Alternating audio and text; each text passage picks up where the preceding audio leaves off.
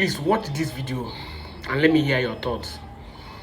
Let me hear what you think. Let me see what you think about this video. Thank you.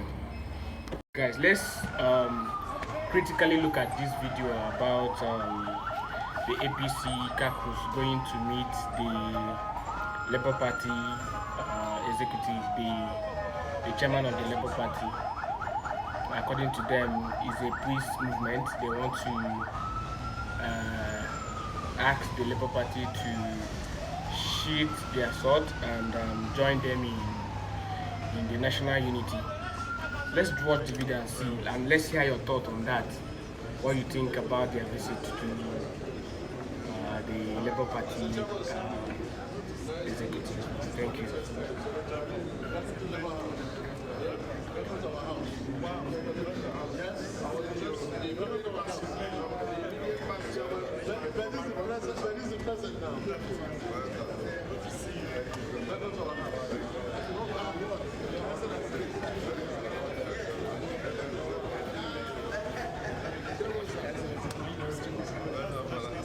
Here is visit for appreciation and also to solicit your support on this movement. And why we primarily came to thank you is because out of the 69 signatures that we have members of your party. Let me thank DG and commend the ingenuity of, by God's special grace, the incoming President of Senate and the Deputy President of Senate, and all our colleagues who thought it wise to come and pay you this visit.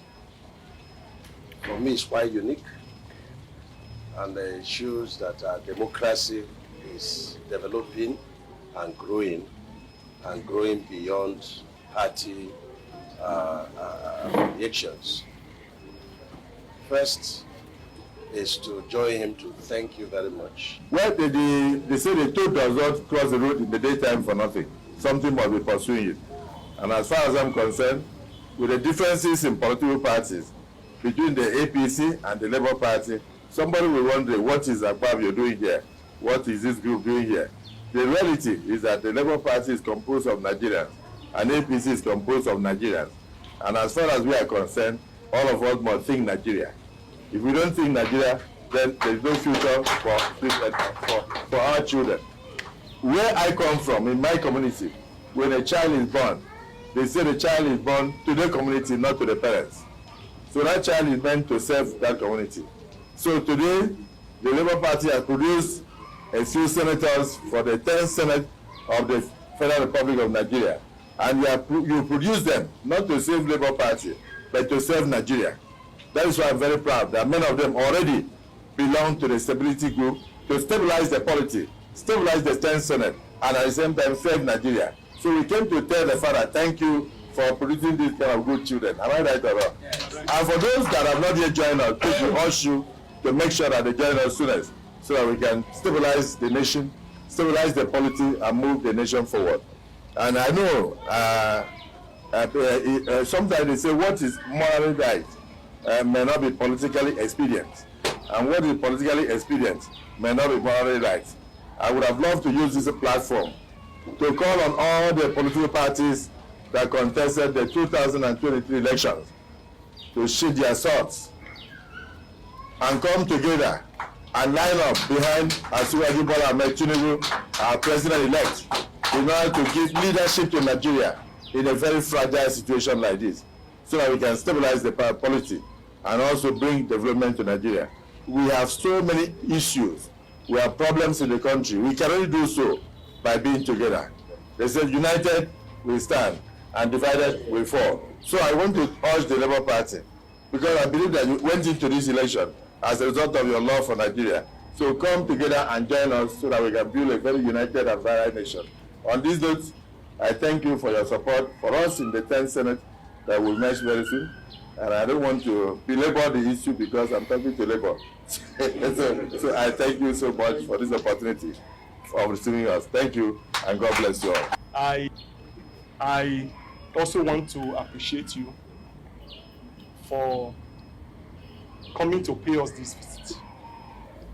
It is actually uncommon for political parties in power or a political party in power to take note of others and pay a visit. It's an indication that our democracy is growing. It's an indication that the political atmosphere is gradually crystallizing into a situation where we put the country first before partisan interest. I want to say very clearly that in most of our engagements with our senators, the three of them with you have not made pretenses that this is where they want to be. And in our usual way, we didn't actually want to be dictating to them where they should go. We initially thought of it, but as events unfold, we felt that we should give the leverage at this point and watch the political events and then see how the issues will play out. And for us in Labour Party, we believe in the unity of the country. We believe that the country deserves better leadership. We also believe that we need a dynamic Senate and a dynamic House of Representatives. Because without having a vibrant National Assembly that can truly be a check on the executive, what you have is absolute power. And absolute power corrupts absolutely. I want to say clearly that the vast majority of our people are suffering. And we expect that with the new leadership of the Senate and the House of Representatives that is to come, and we must critically look at the people. Having said all of this, we appreciate your coming. We'll continue to discuss with our senators-elect. We've given them the free hand to make their choices. But this is not to say, however, that when the time is getting closer, that we won't be able to point a direction. But I want to say clearly that you are the first to have taken the initiative to come and tell us what you want. Somebody who does not ask you for a marriage, you won't give your child to the person to be wedded.